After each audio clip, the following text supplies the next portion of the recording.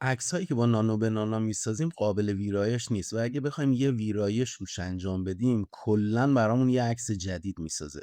این چالشی بود که مدت‌ها باهاش درگیر بودم.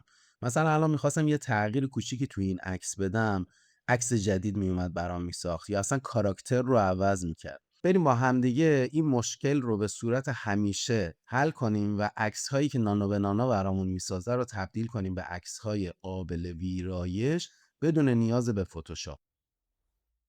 برای این کار وارد حساب جمینایمون میشیم و وقتی وارد حساب شدیم اینجا میریم روی تنظیماتمون میزنیم و اینجا گزینه پرسونال اینتلیجنس رو انتخاب میکنیم و اینجا روی کانکتد اپس میزنیم. وقتی روش کلیک کنیم وارد اپلیکیشن هایی که قابلیت اتصال به جمینای دارن رو میشیم.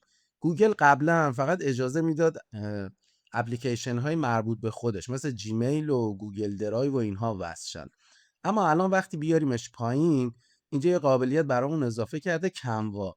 ما میتوانیم حساب کنوامون رو به جمینای وصل کنیم. روی تیک که بزنیم و دکمه کانکت بزنیم از ما اجازه دسترسی این اتصال رو میخواد و ما بهش این اجازه رو میدیم، میگیم موافقیم و بهش اجازه میدیم.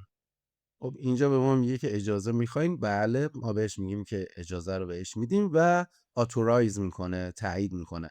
از الان به بعد حساب کنوامون به جمینای متصله. این چه قابلیتی برامون ایجاد میکنه؟ الان اگه ما بریم روی نیو چت و روی کریت ایمیج بزنیم یه پرامپت براش الساق بکنیم. من الان دقیقا میخوام تامنیل این ویدیو رو باش بسازم، عکس خودم هم براش آپلود بکنم، این تصویر رو انتخاب میکنم و براش میفرستم تا عکس رو برام بسازه. خب الان عکس رو برای من ساخت، نوشته قابل ویرایش و حتی اینجا واترمارک هم داره. من چه کار میکنم اینجا؟ این ضربدر رو میزنم تا قابلیت ساخت عکسش برداشته باشه. یه دونه ادساین میزنم تا اپلیکیشن هایی که قابلیت اتصال دارن بیاد. الان میبینید اینجا کنوا اومد، هم میتونیم مستقیم انتخاب کنیم هم تایپش کنیم کنوا رو. اینجا رو براش به انگلیسی می نویسیم، میگیم که make this image editable editable editable، یعنی این عکس رو قابل ویرایشش کن. براش میفرستیم. چه اتفاقی میفته؟ به کنوا متصل میشه و شروع میکنه برای ما یه عکس قابل ویرایش ایجاد کردن. خب اینجا برامون چی مینویسه؟ میگه عکستون به یک عکس قابل ویرایش در کنوا تبدیل شده و اگه میخوای تو کنوا ادیتش کنی روی این لینک بزن.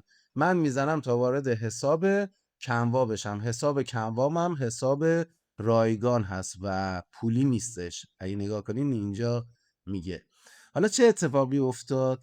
کل این تصویر من اینجا قابل انتخاب و ویرایش شد. من میتونم این رو ببرم بالا بیارم پایین، فونتش رو، حتی فونتش رو انتخاب کنم و فونتش رو مثلا عوض کنم.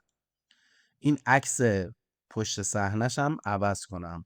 و یه اتفاق خیلی جالب اینه که شما این واترمارک فیزیکی روی عکس رو هم به راحتی میتونید اینجا انتخاب کنین و حذفش کنید. این کار باعث میشه بدون نیاز به فتوشاپ ما عکسی که هوش مصنوعی برامون تولید میکنه رو به راحتی بتونیم ویرایش کنیم و تغییر بدیم. حتما این کار رو انجام بدین. توی نظراتم برام بنویسین که موفقیت آمیز بود یا نه. بعد اینکه عکسمون هم ویرایش کردیم، چیدمانش رو تغییر دادیم، هر کاری کردیم، میتونیم به راحتی روی گزینه شیر بزنیم و روی گزینه دانلود بزنیم و عکسمون رو دانلود کنیم.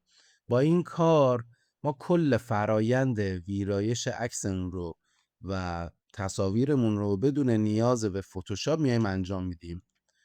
الان عکس رو من نگاه کنم واترمارک هم نداره، جابجا هم کردم یه مقداری و همین عکس رو هم بریم بگذاریمش به عنوان تامنیل ویدیومون. در ضمن برای ویرایش عکس با هوش مصنوعی یه ویدیوی دیگه هم براتون آماده کردم، بریم با همدیگه اونم ببینیم.